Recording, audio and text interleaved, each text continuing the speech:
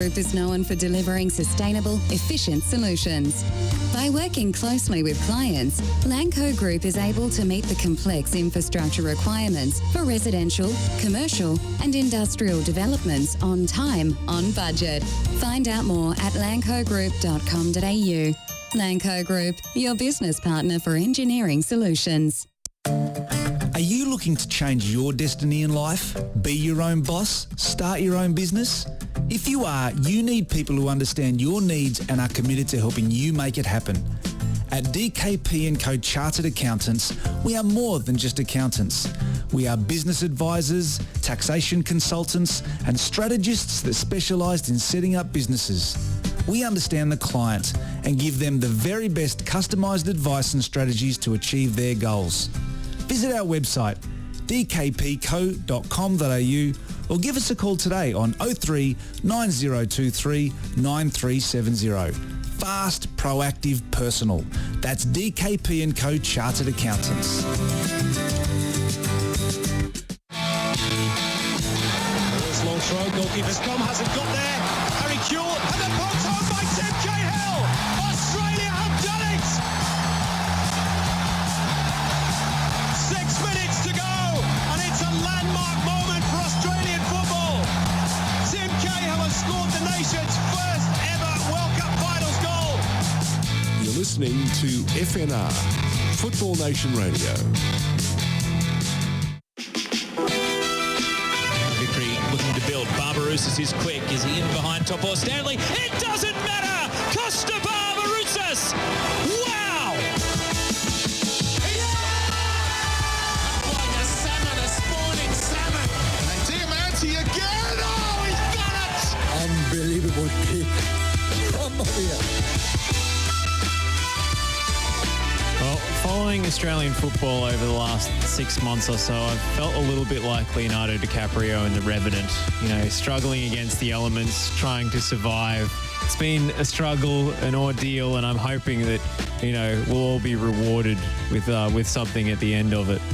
Not necessarily an Oscar, but, some sort of carrot at the end of the pot of gold at the end of the rainbow for Australian football. But it was, in fact, The Wolf of Wall Street that Graham Arnold was channeling when it was revealed that he's not effing leaving. It's Graham Arnold for the Socceroos until at least the end of the World Cup qualification campaign, and should he make it through the playoffs, he will take us to Qatar as well.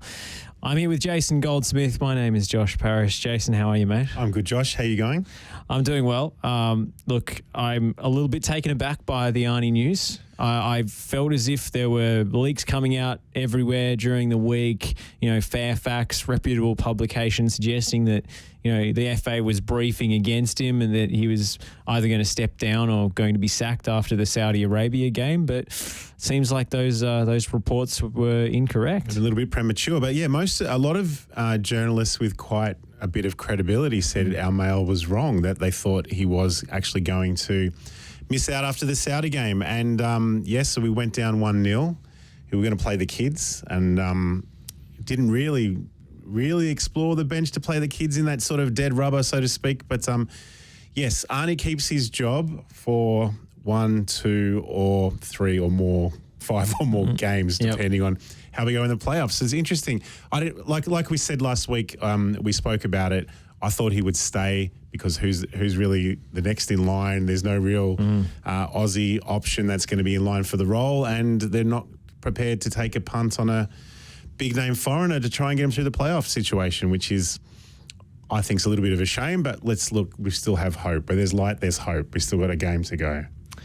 Yes, that game being against the United Arab Emirates, which Arnold failed to beat with the Socceroos, the 2019 Asian Cup. We all remember Miloš Degenek's back pass going astray and sending crosses into Apo Yanu and Jamie McLaren in the last 15 minutes. Might be a different look, Socceroos in that playoff tie. Yeah. But after that, it will be Peru, who are fretting about the amount of local players in their 11. I've seen their local media saying, oh, look at all these foreign leagues that Australia has all these gun players in, and most of our team is local players. But I don't know how much of Australia they've actually watched. If they've been actually across our national team, I don't think they'd be quite as worried. Yeah, possibly. I mean, when we do have that for us. And then if we get over Peru, it is a bit of deja Peru, isn't it? Because we get Denmark and France in the group again, and Peru, like what happened at Russia in 2018. It is crazy, isn't it? Yeah. I thought I was going nuts when I saw the names come out of the pot. But It's not something I would wake up in the middle of the night to see the draw. I like to, read about it the next day. And Tunisia, obviously, in there as well. So it's never going to be an easy draw at any stage, but pretty much back to the drawing board. So then we could possibly go back to using the same players that we used 4 years ago as well and work it out from there. Well, potentially. Maybe Josh Risdon will be giving away more penalties and we'll be bringing Timmy on for the last 20 minutes. Kick it long, put it on their head. Oh, Daniel Arzani cameo, anyone? Well, there's some similarities because Attilio's coming on and playing that Arzani role at the moment with a bit of a spark as a ball player, trying to take the game on. He got minutes again against Saudi Arabia. Stensness played in the back half. He played as centre back. It was central defender. Sorry, he was better, I thought, than against Japan. But we had kids sitting on the bench, like Denny John played, which is great, unstarted, and Atkinson played the full game, but we didn't really look to Falami, King, Kenny Dougal. D'Agostino played a half, so we did do some things to get some minutes into them. But what are we going to do? Do we stick to that? Who we played for the playoffs? So we do bring back all our so-called guns that missed out from different breaches? Is interesting. It is. I find the narrative shifting and the goalpost shifting the most interesting part about this. Like Arnold coming out in the post-match interview and saying, we don't respect Saudi Arabia enough as a football country, with all the laser disco show going on in the background. It's very amusing to me because you think earlier in the qualification campaign, he was telling us it was going to be the best Socceroos team of all time. He's a politician, and maybe that's kept his job, and maybe that's why there hasn't been no one's gone for the role and gone after him, and he's got it. I think the other thing too, because he was such a well-respected Socceroos player, that the Socceroos in the media are not all of them are his best mate Robbie Slater, but not all of them are keen to go after him. I at the Writers' Festival, when there was a panel of ex-Socceroos, they all backed him, because they just know that, he played for the green and gold and, what it means to you and all the rest of it. But for me personally, not having played for the Socceroos and being a passionate supporter, I think it goes beyond that. We want to get results. We want tactics. We want formations. We want the right players. So the only Socceroo that generation to really call for his head has been Mark Bosnich, and he's been rewarded with column attacking him from Robbie Slater, which I think could have been a phone call. Yeah, the guys sorted out. Well, they're not texting each other anymore apparently, so that's why it's not really working out. Which is the next sort of I guess football lovers tiff we need to mend after Ange and Fozzie. After Ange and Fozzie had the. I don't think there's going to be as much goodwill about the Slater Bosnich reunion. No, but it would be funny. It would be funny to watch. There's no one mainstream wise calling for a big change where there should be, like the political stuff he's been sprouting. Our goal difference is as good as a win, and no one respects Saudi Arabia, and we're going great, and we've won 11 in a row, and we actually won one of the last 7, and we went from a really, really strong position. We were miles ahead of Japan to just dropping and going behind them, and we're actually quite different to. They say, we went through the playoff route with Ange in 2018, but when we did that, we actually only just missed out. It was only like 1 point or goal difference or something that we finished third in the group as well. It wasn't much in it, so yeah, I need to check it out and have a look again. But anyway, we're still alive. Arnie's the man for 1, 2, 5, hopefully maybe more games, but let's see. Yeah, it is hard to muster the enthusiasm, especially when it's almost going to be an action replay when you get to the tournament of 2018, which I was interested to see some of the foreign reaction to the groups being drawn, because I saw a lot of journalists saying, great, the worst World Cup group I've ever seen. Is that one? Yeah. I think most were remembering the incredibly dour France 0, Denmark 0, almost pre-arranged draw, which was the last group game that a lot of journalists were already, rostered on to attend because that could have been consequential, but ended up not being important. So that's probably clouding the perception of it. I thought Peru added a lot to that group. I thought they were quite fun to watch, and their fans brought a lot as well. So absolutely, I'm actually quite looking forward to the game against them. Just from us, I kind of wish we still had the home and away playoff because you'd really get the full atmosphere. It would be great for a home and away playoff, but obviously different times it doesn't happen. Yeah, and then of course remember we were live against Peru and didn't quite work out for us. They played a cracking game, but I think when we get to that stage, our game threes, the last few World Cups, we've become very, very tired because we don't have depth. We have these similar sort of 11s coming through to that third game. So same thing happened, if you remember, in Brazil when Spain flogged us as well. So it was, we shall see. Yeah, I mean, you look at Peru's side, their star player is Tiziano Crudeli's favourite, Lapa Lapa Dula Dula, which if you ever watched the, Santo Sam and Ed shows from back in the day, you'd recognise that reference as the old man who gets very excited about AC Milan. But yeah, a lot of their players do play in the Peruvian local league. So, you could argue that this time around, Peru don't necessarily, quote unquote, have the cattle either. They don't, but we're getting ahead of ourselves, Josh. We've got the UAE first, that's true. Right? The UAE in the Middle East, right? So it is in Qatar, but it is, it's a similar conditions for them. So you almost liken it to a home game for them because I'm guessing there won't be big crowds at this playoff. And the other playoffs are the New Zealand-Costa Rica game there as well, I believe. Yeah, so for the other spot, we might have to cross the Tasman and put our support against the Kiwis, perhaps, into the World Cup, the way it's looking. New Zealand have had their status as a football nation undermined by Costa Rica promoting the game with... with the All Black, I saw that. Yeah, with an All Black. Was it Jonah Longer even? Yeah, interesting. No, that's the reputation of the Antipodes. Which is quite unfair, I think, because the two World Cups that New Zealand have been at, they've actually done quite well. So I remember 2010, they didn't actually lose a game. Yeah, they drew everything and they drew with Italy. They drew with Italy. Yeah, amazing. Bad. Yeah. Mind you, Smells was offside by about 40 metres. Yeah, it wouldn't have counted in VAR. Time ago, yeah. Who cares? Yeah. Like that was also a horrendous Italian team, which... so a lot of confluence of factors, but they also had that was an Italian team at the World Cup, so they can't be that bad. Yeah, actually, good point. So they haven't made the last couple. I hope Nick Tabano's listening on that one. But they also had a bank manager in the side at the time, and New Zealand a fair bit better than they were in 2010. I would argue, or at least as good. Yes.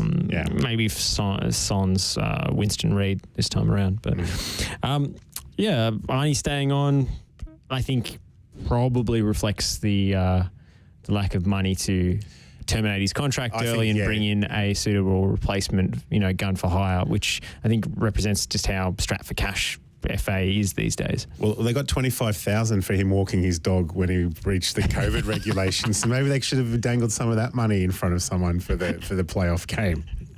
Are there any other fines we could level? Has he left his car in the wrong spot? Right. That's not your car. That's JJ's car spot. You can't be parking there. Yeah. Apparently that was one of the factors where Arnie's when it was leaked that he may have lost his job was we're not happy with how he's performing, and he's gone and done this and walked his dog and had a swim or whatever he did in the beaches. But and it's a pretty big fine. I mean, leaving Denny Genreau out of the team for the whole qualification campaign versus having a swim when you should have been in ISO. I'd have different reads on it, but I am frustrated by, I guess, the lack of ambition here, lack of creativity, the lack of making a solid bet on the $20 million or whatever it is that you get for qualifying for the World Cup. But even his solid bet. So we brought in two strikers because we had a lack of strikers. If you recall, we were talking about Fornaroli and D'Agostino. So Fornaroli against Saudi Arabia played the first 45. He came off at halftime, and D'Agostino played the second 45. So to me, he's he doesn't know what's going to work. No. And he's saying, well, we've got two strikers. We'll just try and see what happens in each half. I think that's a good enough segue to head on to the striker who maybe should be in the Socceroos team. Maybe he's the answer we've been waiting for, Mr. Jason Cummings, who was in Ballarat on the weekend. He had no idea where he was, but he managed to score 2 goals regardless. You know what? The weather probably suited him in Ballarat, being from playing most of his games, most of his football in Scotland. We joked about capping the cum dog at the start, right? Because he's such a big character and a big personality. You know, the combi van, the tattoos, the Joker celebration. He's actually a very, very good footballer. He's a very good footballer. Yeah, and it's gone beyond the meme at this point. You know, it's gone beyond, him dressed as a wrestler with his nickname scrawled across his correct. his I mean, torso. and then he's had a few issues, but what man in their early 20s doesn't, right? In terms of he's 26, right? We got Fornaroli at 34, who's injured and is actually hasn't been the same player since he had his big injury. He's actually injured coming back from the Socceroos now. Cummings is 26, so for a striker, but he actually adds a little bit more than the other strikers we've got in the squad. He brings his teammates into it. He's working so well with Urenia for the Mariners. He scored 2. He should have had 3 on Saturday against Western United. He's in form. He actually is. I mean, that second goal that he scored was absolutely fantastic. The give and go was the give great, and go, almost a long-range 1-2 pass and, absolutely busting a gut to get on the end of it. The finish was superb. And obviously Jamie Young denied him for what would have been the hat-trick from the penalty spot. So we'll keep him off the spot kicks. But aside from that, I mean, I've been super impressed with how quickly he's adapted and how quickly his match fitness has improved. He's got a great work ethic and he brings his teammates into the game, right? So he actually puts the ball into the right spots and then he's he can hold off defenders. There's a couple of touches I've seen from him where he's just taken the ball out from the sky and stopped it dead, and you're thinking this guy's actually class. He's quick too. He's got some toe. He's got a burst anyway for over 10 metres. A striker's burst, it's fine. Like, he's been in form, and if we look at his season as a whole, let's say he came in, into a very hot. You could playing in Scotland. He's come into a hot summer to try and learn some tactics, and they sort of brought him into it. And you could see he lacked a little bit of conditioning early. He's found his feet, and scoring goals, and he qualifies, and he's played in big games on big stages for big clubs. Yeah, we don't have to wait 5 years until he's past his peak to naturalise him. He's already eligible. Well, 8 years, whatever it is. You know what I mean? So. And he's eligible and he wants to play for us. That's why he came to the A-League. He's the kind of players we want to bring out to the A-League. So I think that the hashtag cap the cum dog, which I know Teo did before the Mariners play tonight, it needs to get more legs. It's not a joke anymore. He's actually worthwhile. Yes, it's the Joker's jumped the shark, and now it's become the Joker. I'm on board. I wasn't sure what to make of him and the reputation coming in. He's played for some big clubs, but also had all those disciplinary issues. So maybe we're is a ticking time bomb. We're waiting for where he oversteps the mark and gets his own $25,000 fine. Well, you look at it. Clearly, he's no good on the drink, and then if he doesn't drink, then he'd be fine, because that's all the issues when he was swinging from the chandeliers and stuff like that in the Scottish second division. But that's like celebrating their promotion, and so it's worth a go. Like, what are we going to lose? Yeah, we're not going to lose anything from picking him. He's got Australian heritage. And we've got 2 Scottish guys very similar to him in the recent, Marty Boyle and Harry Souttar. So it's not like we're going against the grain of, we've got to play our homegrown guys. No, like Fran Karacic, didn't speak a word of English before he started getting called up. So he hasn't been used lately too. He was really impressive when we were actually going well, and they haven't used him since. So he's not getting much time in Italy though. It's tough. He had, I think he had long COVID, Arnold said, and he started losing minutes at Brescia, but he's back now. So on to the subject of right backs, which has been a topic of conversation since Jason Gary's assist on the weekend, and Nathaniel Atkinson and Fran Karacic, probably the 2 most popular choices at the moment. Ryan Grant, of course, favourite of Graham Arnold's. I was debating this earlier today off air with some of the other FNR crew. Who would you have as your right back in the Socceroos team at the moment? Because Josh Risdon's also been exceptional this season.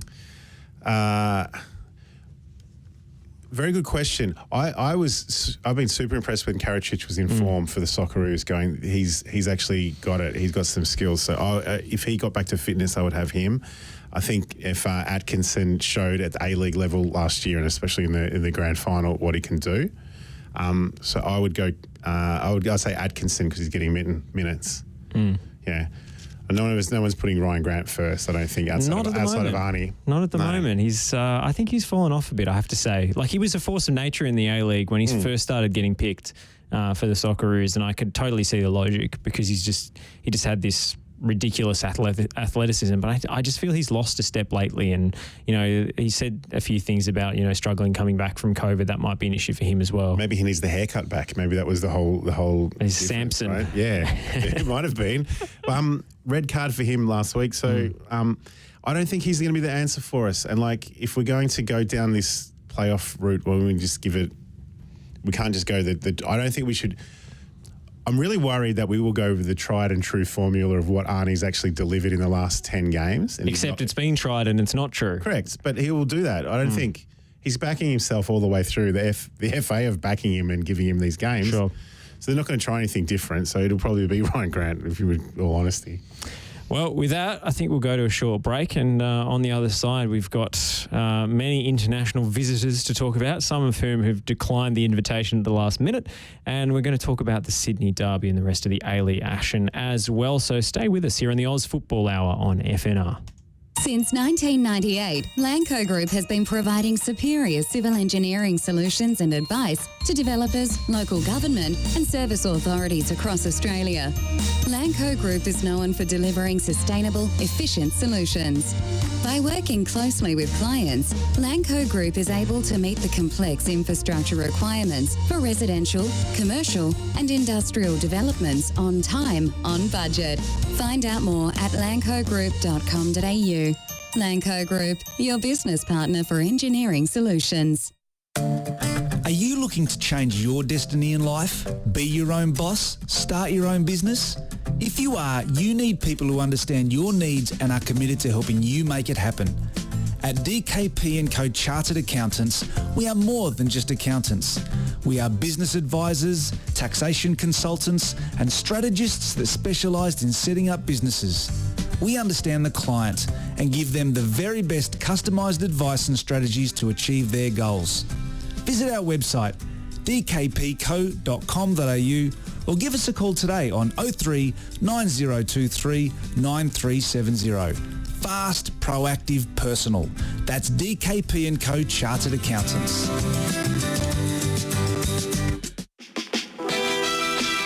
Victory looking to build. Barbarouses is quick. Is he in behind Topo Stanley? It doesn't matter! Costa Barbarouses! Wow! Like a salmon, a spawning salmon. Diamanti again! Oh, he's done it! Unbelievable kick. Mamma mia. Well, sometimes we think Australian football is farcical, but at least we haven't had customs officials coming on the pitch to deport players during a game. That's what Argentina had to put up with earlier in their qualification campaign against Brazil. But that match, having been abandoned, might be set to take place in Australia, at least according to Fairfax, who have the word that the MCG is the proposed venue for these two teams to play out their final World Cup qualification game. Of course, a formality with both teams already having made the tournament and even been drawn into groups. So it is a dead rubber, but still a theoretically competitive fixture between two of the world's powerhouses of international football. We've been a little sceptical of the international visitors and the theatre-going public signing up for such expensive novelties on this show. But Jason Goldsmith, is this one falling into a different category for you? I don't think so, because it's a dead rubber. So it's a glorified friendly for Argentina and Brazil. So, if you're going to get Messi and Neymar right, and you're going to come out and that's going to fill the place, it'd be fantastic. But I mean, we mentioned off air, Brazil tend to play a lot of their games around the country, more the Harlem Globetrotter style, to try and to promote them as the biggest country or world football country, and they do it very well. I'm not sure I would pay to go to see this. It depends on the players they bring out.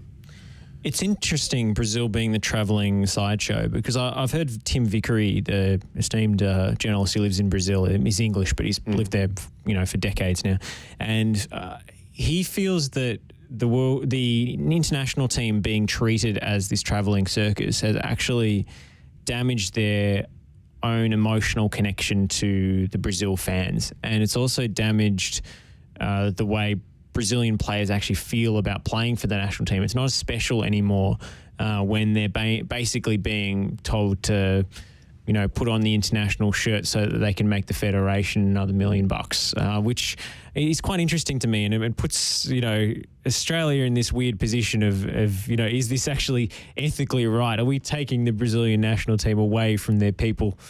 Are we signing up, to this in the same way that, a UAE or a Saudi Arabia would, quite cynically? That's the interesting one. And I would say, to his point, more so that the Brazilian players that naturalise for other countries, and there's so many of them now that do that. They're not good enough to play for the Brazilian team, but they will play for the countries that they play in. Look, would you see them sending a full strength squad to Melbourne? And who's backing it? I wouldn't have thought so. I mean, the Victorian government has shown a propensity to want these big events, but they haven't really wanted to support local football in a way. They like to tick off these big events. Correct. So we got the MCG available for these big events, and there's another one we'll talk about as well, but it's not available for the Matildas in World Cup, right?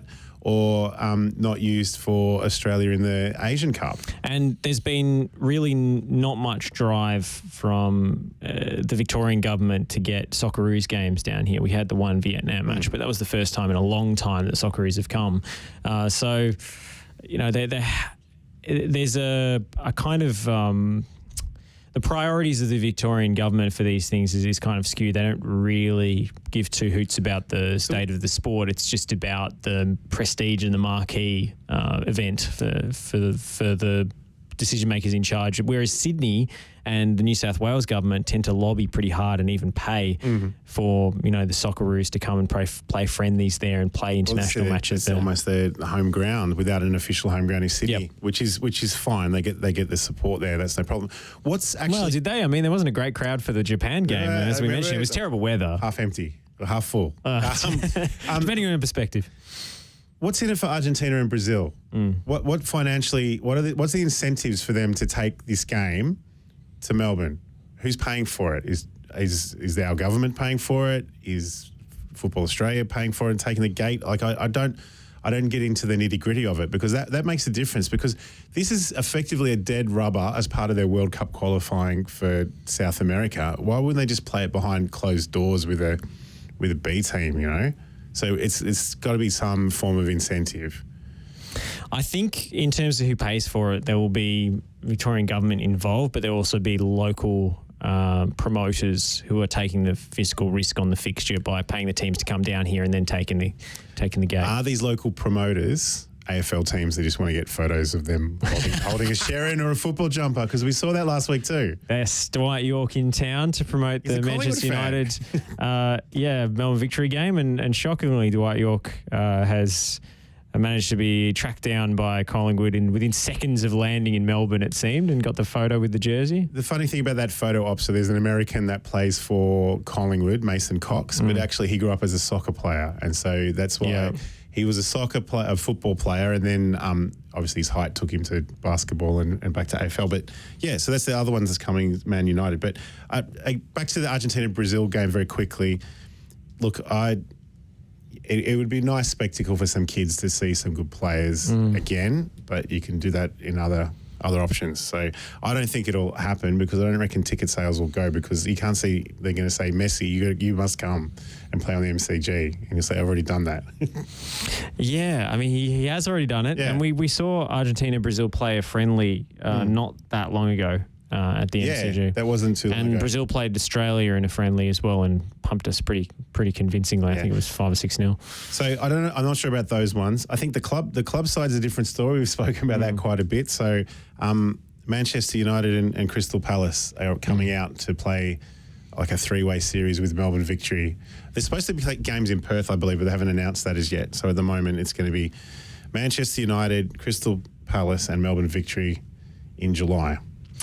Yeah, I've spoken about this. I don't love the two neutral teams coming here to play, or two international teams to play each other in just cash grab. But when there's a local team involved, it increases the appeal for me when it's, not an all-star team, but an A-League side who can actually give a decent account of themselves. And Liverpool versus Melbourne Victory at the MCG was great. I'm sure this will be pretty good, even if Manchester United aren't exactly the attraction they once were.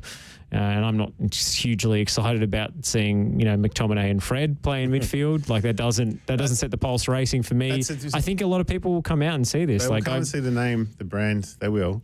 Yeah, that this will definitely sell tickets, and if Melbourne Victory is getting something out of it, then I'm in favour of it. I don't know whether I'd pay to go, because United will probably bring a B team, and even then they're not that great to watch. Their A team from week to week, they're a source of immense frustration to many of their fans. But having sort of sought out opinion amongst, my cohort of Manchester United supporting friends who could take or leave the A-League, they're all going to go. Yeah. That's this kind of thing, this one-off event is easy to sign up for. Absolutely. And if you follow that team, that you will definitely go and watch them regardless of what you want to watch the jersey run around, which is fine.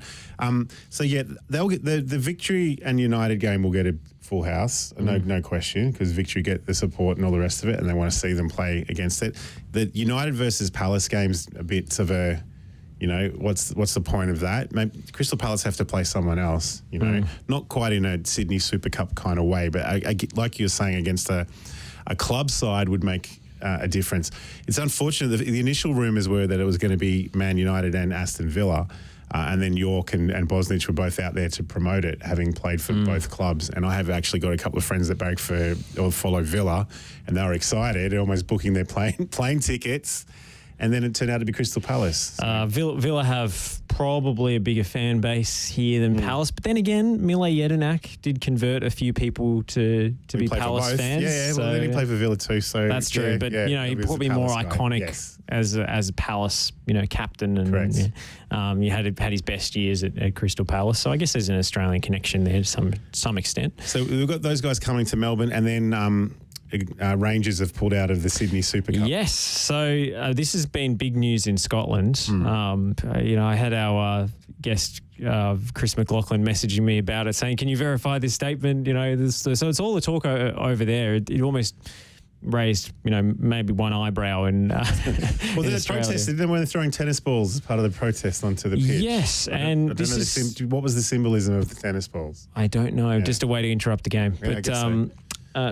I feel as if this is probably vindication for those fans who felt, this fixture should never leave Scotland, and also, those Rangers supporters who didn't want their club essentially playing the undercard and the heel to Ange Postecoglou's hero they were, return. and they were actually getting paid less too to actually compete. So the funding for them to come out, Rangers were getting less money than Celtic. Celtic would get more of the home support in terms of Ange and Tommy Rogic and the rest of it, not just the ones that support the clubs. And again, they've probably cheapened the fixture in terms of sending it out here as well. So, but there's talk of there might be legal action against Rangers for that, because they've sold it as the big, old firm derby down under. Interesting one how that will go. So, if they get a replacement team, who are they going to get to replace them? Like, how can you replace Rangers? Are you going to get, Hibs or Hearts or something? Hello, Lockie. We can't. No, in terms of the names for that Sydney Super Cup, there's no one, unless Manchester United hang around and jump in and play Celtic, right? Then you're only really going to get something iconic like that. To be clear, and to be frank, and I might be in the minority here, I wasn't especially interested in seeing an old firm derby in Australia just for the novelty. No, because you wouldn't get the atmosphere. The atmosphere meaning the noise, not the broken glass and stuff like that we saw on the weekend. But you know what I mean? You get the absolute rivalry and And, the logistics of playing it at that stadium in Sydney were probably quite difficult from a security point of view if there were going to be lots of fans coming across. So you're just begging for the Daily Telegraph headline of soccer hooliganism, I think. Yeah, and, correct. And then blowing up over some minor thing. And I'm more interested to see Celtic come because of the Ange connection and to play against the local team. I think it's a bit sad that he's going to Sydney instead of Melbourne. I know we're biased, but Ange is from Melbourne and he coached Victory in Brisbane, so I'd rather see him play against one of those teams. Would be interesting to see Ange Postecoglou being from Melbourne holding a Sharon or a football AFL jumper as well. But, it's the same thing, I guess. Celtic, they'll have pictures of them on Bondi Beach with a surfboard and all the rest of it. It's just the way it works. Well, you reckon he's a Carlton fan? He apparently is, yeah. Yeah, he is. He would be. Apparently, yeah. There you go. He's up and about. Celtic are on top. So yep, and Carlton on top as well. So he's loving it. But let's talk about the actual Old Firm game that happened, not the one that's not happening. With Celtic going behind 3 minutes in, an Aaron Ramsey goal, but Celtic coming from behind, quickly equalising through our own Tommy Rogic, and then Cameron Carter-Vickers scoring the winner midway through the first half. But Celtic recovered, I think, very well from the blow of conceding so early, which I was concerned about. Conceding an early goal at Ibrox, it's not a position you necessarily want to find yourself in. But they responded so well. Yeah, and as a Socceroos fan, first and foremost, that's what I am seeing Tommy Rogic play well. Is actually you sort of go, actually he didn't play in the last 2 games, and he's going to be hopefully available for the playoff, and then that makes a different spin on things for us because he has that creativity and the ability to do these things. Yeah, let's hope so. Yeah, absolutely. But and so what are they? 6 points clear now. 6 points on top, which is quite significant given the way that Celtic started the season with a few struggles, a few fumbles. Some of those were in European games, of course, but they did drop quite a few points in the league, more so than a Celtic side who's on the charge for a league title usually would. But 2 wins over Rangers, first at home, the 4-0, and now this away at Ibrox winning 2-1 has changed the equation completely. Well, hopefully the narrative will remain historically that what Ange inherited and what he turned around will be there, because unfortunately if you look at the Scottish League, what is it, since 86 that it's Rangers or Celtic every single year since 1986, right? So him taking Celtic and then taking them to potentially the title, if you're looking back in 100 years, you'd be going, yeah, of course he did, because that's what they do. It's Celtic or Rangers, Celtic or Rangers. You need to say he came in, he didn't have any money to buy players. He had to pick and choose some, bargain Moneyball type players from Japan, and didn't have his backroom staff, and Celtic were on its knees and everyone was against him, and he turned it all around. That narrative hopefully can remain, because otherwise... I mean, that Alan Brazil clip is going to live forever. Well, let's hope so. I'm Posta no clue, whatever you called him. But you know what I mean? Like the narrative needs to be there. It needs to stay. It needs to say that what he's done. Never mind that he played against Ange Postecoglou when he was in Australia. He did, and you can read about his stint at Wollongong Wolves in my book. Seamless plug. Be my guest. You know what? So the narrative needs to be what he's done is tremendous. And so, congratulations to them winning another Old Firm and away from home. It's fantastic. Unbelievable. Well, we'll take a break with that here on the Oz Football Hour and come back with our A-League wrap of the weekend, including the Sydney Derby won 3-2 in dramatic fashion despite the quadruple sub of Mark Rudan trying to change the game.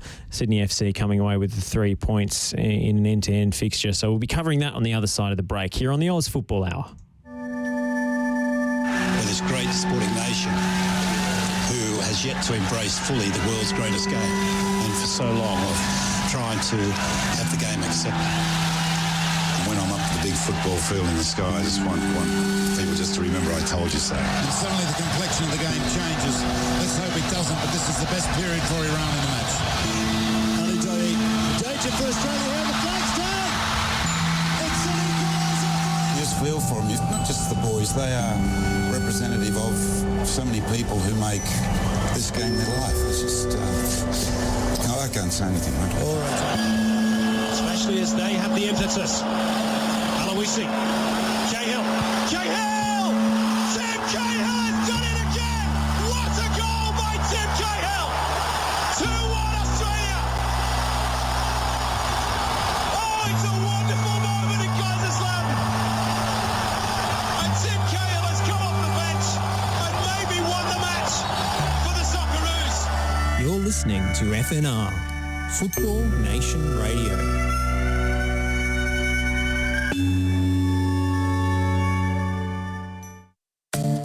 Are you looking to change your destiny in life? Be your own boss? Start your own business?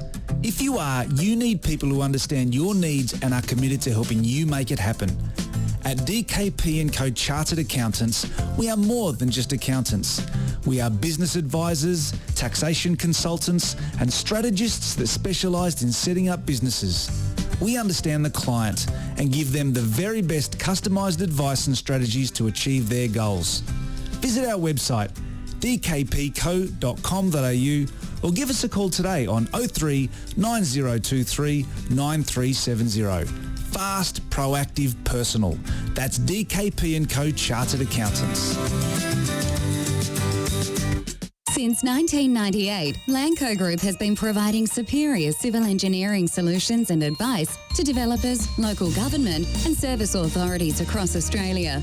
Lanco Group is known for delivering sustainable, efficient solutions. By working closely with clients, Lanco Group is able to meet the complex infrastructure requirements for residential, commercial and industrial developments on time, on budget.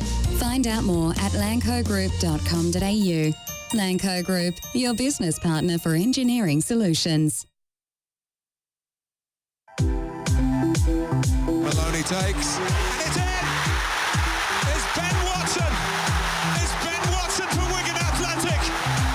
They've surely won the FA Cup! For Dave Whelan, for Roberto Martinez! You just cannot write scripts like this!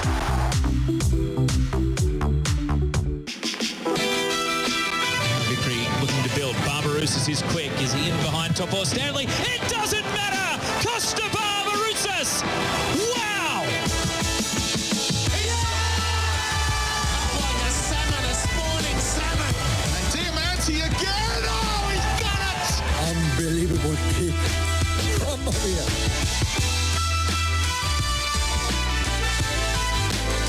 Well, Western Sydney weren't the kings of Sydney for long.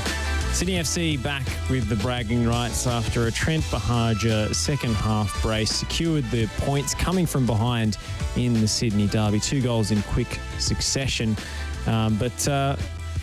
Western Sydney Wanderers, they tried as they might to change the game with a quadruple substitution, but Mark Redan's side falling short. I say coming from behind. They in fact were level with Tommy Hamed. It was Tate Russell who brought the goal back, wasn't it? So It was, yes. not come from behind, but certainly a fantastic result for Steve Corica's side, and sorely needed one with both sides, looking in danger of missing the finals. Sydney FC well comfortable in the top 6 after that 3 points. Still Wellington, despite losing 6-0 to Melbourne City, are somehow in the picture. But it's looking pretty distant for Western Sydney based on that performance to get back into the finals race. It was, and I didn't mind it so much. People will talk about crowds and that kind of thing. So this will be the last Sydney derby held at Kogarah. Kogarah. They'll be into their new stadium next time they play. But the crowd and their active made some noise. Saturday night prime time. It was a bit end to end. It was pretty exciting. I mean, Lafondra put him up early, Sydney FC, that is, in the second minute. Lucky that they did come back. But then, Trent Bahaja, the much maligned Trent Bahaja with a couple of goals there. It got really close too, like a 3-2. Wanderers were a big chance to equalise. Tate Russell came on. You mentioned the quadruple sub. So Redan in the 70-something minute made 4 changes. Tate Russell was one of them. He scored 2 minutes later. Ryan Grant was set off late in the game. There was a handball appeal also in sort of the 86th, 87th minute. So the Wanderers still gave it a red-hot crack. It just didn't have the class in the end to take on Sydney FC. I'm confused a little bit about some of Redan's decisions. He keeps benching Ugarkovic, which makes no sense to me. I think he's one of the better midfielders in the league, even if he's having a down season, as are the Wanderers as a whole. But I just don't understand James Troisi being the linchpin of this side. I thought that was going to change with Redan coming in, but Well, Troy's got the armband. He's the captain. He's got a lot of faith in him, clearly. It's crazy to me, like, because the guy does no defensive work, like it just it really annoys me, and it annoyed me at Victory as well. Just the fact that he would be a total passenger when the other team had the ball, unless it came within 2 meters of him, and then he would suddenly try and win it. Try and do something. And you see one of the Sydney goals, I think it might even be the first goal. He just stands there and doesn't close down the centre back coming out from defence, doesn't make any move towards them, just stands and watches, and the move builds and they score. And yes, you can't blame it all on James Troisi because there are other defensive errors that have to take place, but it's sort of cascade effect when your first line is not really interested. Yeah, I agree with all of that. And the funny thing about it is that the commentary team on Saturday night when they were covering the game were looking at the Wanderers bench going, oh, this is going to be exciting to see what's coming on from the bench, right? So you look, Ziggy Gordon, Jack Rodwell, Ugarkovic, Bernie Abini and Tate Russell, right? So, and four of them came on in one hit. Ziggy Gordon didn't get a run. His time in the A-League might be coming to an end, I might have thought. But you know what I mean? They were excited about who was on the bench. Like, why aren't we starting these guys? I mean, you go through. I think Ugarkovic has to start. Yeah. Rodwell, I could take or leave based on his performances. Future Socceroos. Yeah, maybe if you ask Daniel Garb, potentially. Ziggy Gordon, I think his effectiveness has waned simply because they're not playing a back three anymore. Yep. And he was serviceable on the right side of a back three, but he can't really operate as a centre back in a four, and he can't really play as the right back getting up the flank anymore. So his role is kind of disappeared in this team. He was decent for a while in that very unique position where it was sort of half and half, right back and centre back, but they don't play that way anymore. So therefore, no more Ziggy Gordon. Mejias getting supplanted in the team by Margush is just such a clear indication of where the recruitment failed under Robinson. They, brought in and filled a visa spot with this goalkeeper that's not even the starting one when Margush was absolutely fine and even quite one of the better players last year. But Abini, for me, has been one of the biggest disappointments of the entire season. His career is just adrift. I don't even see him as necessarily an A-League caliber player anymore, even though he's got the name. Well, when Redan, he's got the keys now, doesn't he? So what he does with the team in the off-season is quite interesting, because if you look at some of the players and the age level and the rest of it, so you're looking at, Dimi Petratos, Terry Antonis, Adama Traore, you know what I mean? Then plus you've got Bernie Abini and these guys, Ziggy Gordon, that have been 2 or 3 clubs that are sort of pushing late 20s, early 30s, that they're probably not going to be the answer for them moving forward. That's anchored to second last on the ladder.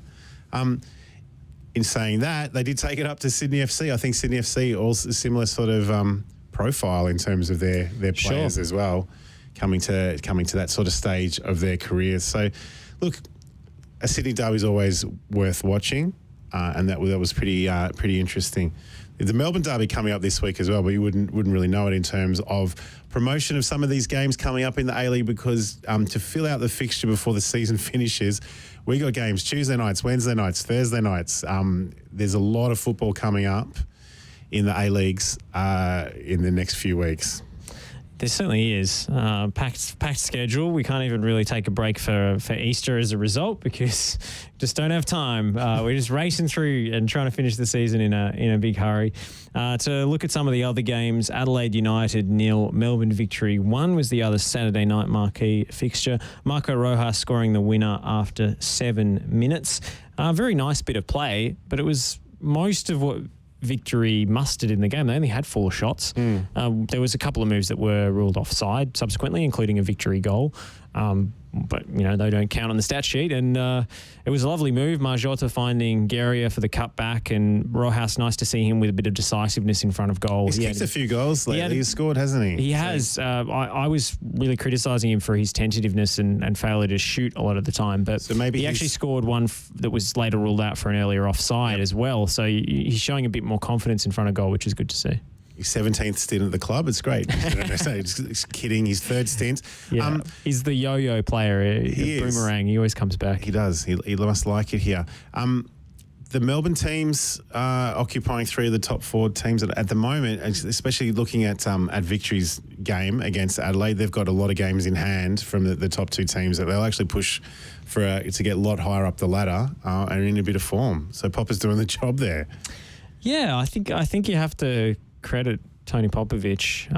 Victory held on in this game through a barrage of late pressure from Adelaide, but they didn't create anything particularly clear cut aside from when Lachlan Brook hit the post. I thought Victory's goalkeeper was, have we seen, he's been pretty unreliable this season, but he was miles away from that shot, even at his near post, completely wrong-footed 2 metres away, and he just watched on helplessly as it rebounded off the post. So a bit lucky there, but Adelaide for me, a little bit underwhelming. They've had these late rallies and pinched a lot of points in the last few minutes of games, but I don't really see them as a title contender, even if they were up there earlier in the year. No, they're kind of mid-table, and I think that's where they sit, where they're going to produce like most of a lot of their wins have been last-minute sort of equalising goals to steal points at different stages.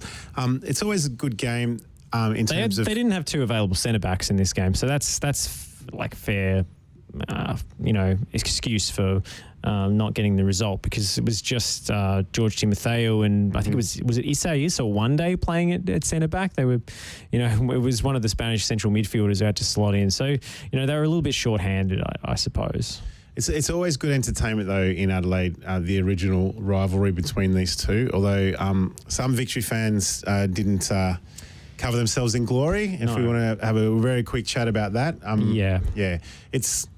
Look, Josh Cavello has, the first openly gay footballer really to come out in the world, and he's copping some really unnecessary abuse from the fans. And I think it's Victory again the second time, and they're doing their best to address it. They need to come out and stamp it out and do something about that straight away.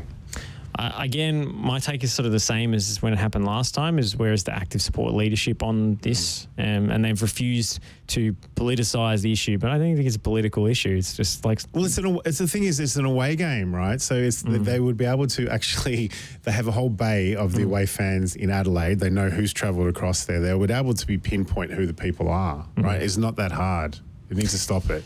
I mean, it's ridiculous to me because there are about a dozen, maybe 2 dozen troublemakers at Victory games. And it's a headache for the club because, they're very passionate or whatever. They bring the noise anyway, whether that's for the glory of the club or, self-gratification and putting themselves over. I'm not sure. But, they have this issue.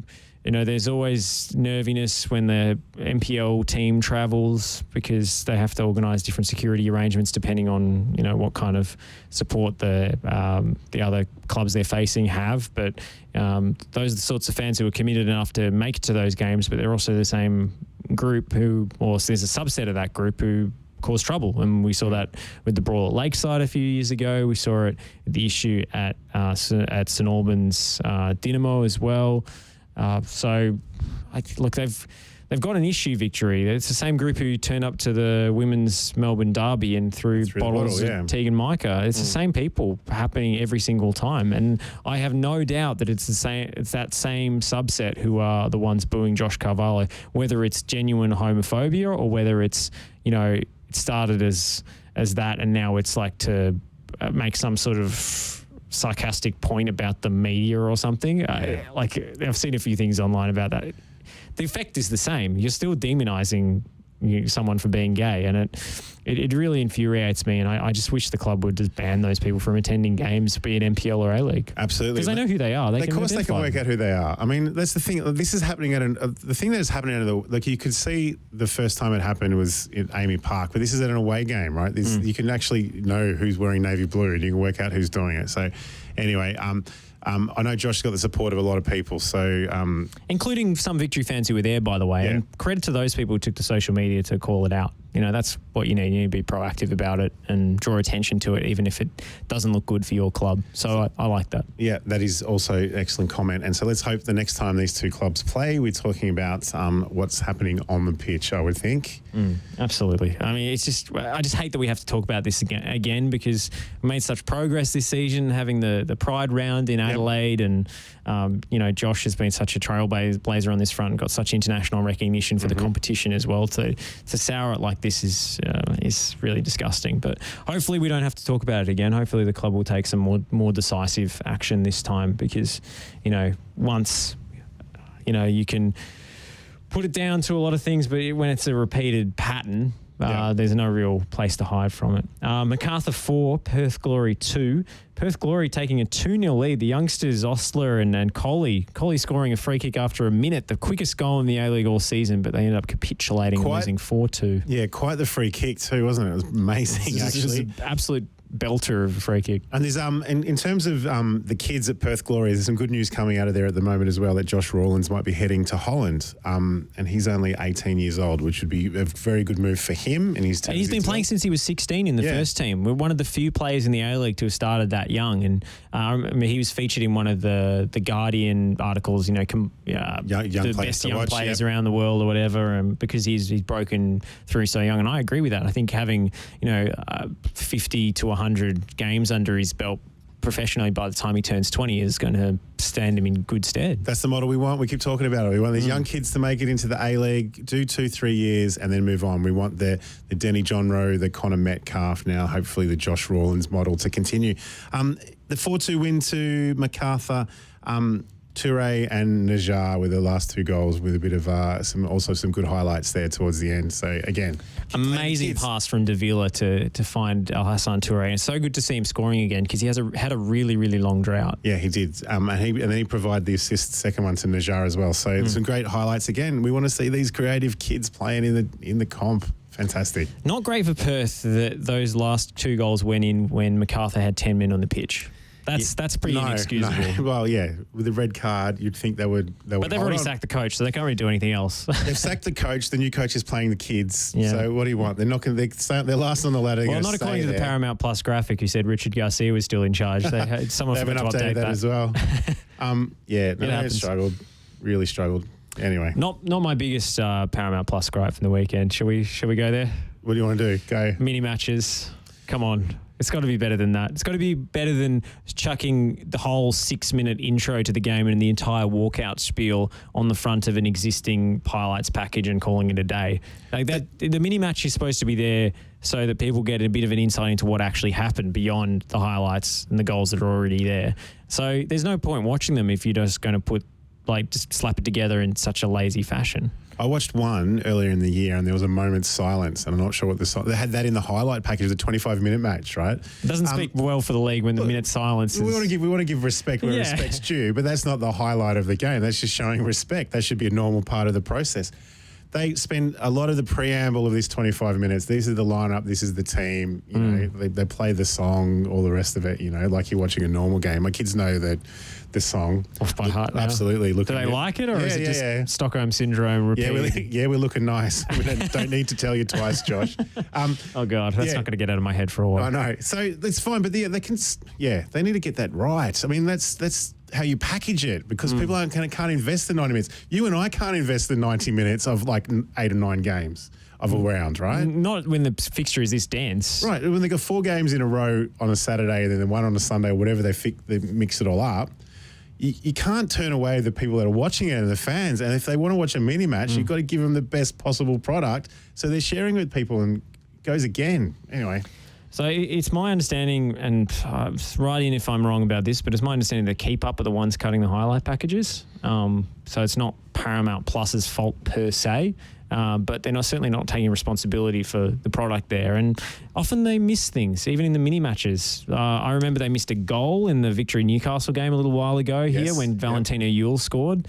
The ghost goal. That's right. And then Ryan Grant's red card didn't even make it into the Sydney Derby, nor did the penalty shout for James Donachie handball. No, I said that. I remember the Yule one because maybe it was a Sydney fan cutting the highlights. I'm not sure, but I remember the Yule one because I saw that he scored, and so I watched the 3-minute highlight. I was watching the 25-minute mini match. It wasn't on. Then I watched the 3 minutes. It wasn't in the 3-minute highlights either. It missed a goal. Yeah, that's pretty basic. And you got to get a red card in there if it happens. Well, hopefully it changes. We're talking about the teething problems of a new broadcaster and the rest of it. We'll see how that goes there. It's funny because the very thing that makes it so necessary is also what makes them so hard to turn around. We've got so many games so people can't watch the full games all the time. So we really need the mini matches right now. And also that creates a much greater workload. But I do think the whole keep up thing has been, from what I've heard, set up with too many cooks and not enough sous chefs, if you will. There's not enough grunt workers who can get the job done and put out the replay on the final whistle, put out the mini matches the next day, and have everything in it. If there's a position description, I'm sure, Josh, you and I could fill it quite easily. We can do that on the site. Yeah, exactly. Yeah. No worries. Like, we're available, guys. I know how to use Premiere Pro, so I should do it, right? There we go. Josh has got a new role. Season 2022-23. Oh joy. Cutting Then I come in every week and I say, Josh, you missed this, you missed this, you missed this. Oh, no. Good. You can admonish me on air instead of just complaining to, old men yell at clouds. But we'll tie it off here. Thank you all for tuning in to the Oz Football Hour here on FNR. We'll be back next week. No radio dub tonight with the conclusion of the A-League Women. We've given Pakua a well-deserved night off. We're going to be back with that show very soon, talking Matildas and also MPLW around the country and WSL as well. She's a big fan of the women's football over in the UK, so I'm going to learn a thing or two about the WSL in a few weeks. That might be the next league that I have to start watching. Do they do mini matches? I'm not sure. You don't cover enough, Josh. You need to cover a few more. Yeah, I need to watch more football. But I'm excited to have Radio Dub start up again next week with a bit of a shift in focus with the season ending. And then tomorrow we've got the Green Room West United Club show on FNR. No EPL show on Wednesday because we did that yesterday. So you can find that on the podcast platforms. Myself and Oscar Rutherford talking all things English football. And then on Thursday we've got the Lions Den live from BT Connor Reserve. So that's the week on FNR. We'll speak to you again next time. Vickery